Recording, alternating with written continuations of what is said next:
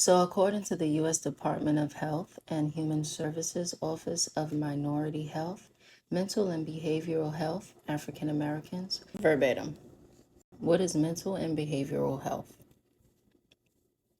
According to the Centers for Disease Control and Prevention, mental health includes our emotional, psychological, and social well being. It affects how we think, feel, and act. It also helps determine how we handle stress, relate to others, and make healthy choices.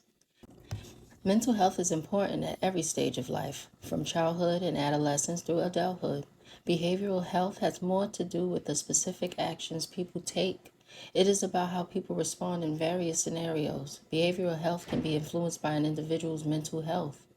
How does mental and behavioral health affect African American populations? Well, I'm going to share this and then I'll place a graph. In 2020, suicide was the third leading cause of death, respectively, for Blacks or African Americans ages 15 to 24. The death rate from suicide for Black or African American men was 4 times greater than for African American women in 2018. The overall suicide rate for Black or African Americans was 60% lower than that of non-Hispanic white population in 2018.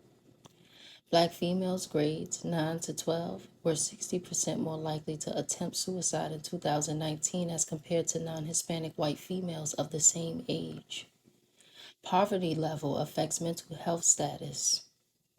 Black or African Americans living below the poverty level as compared to those over twice the poverty level are twice as likely to report serious psychological distress.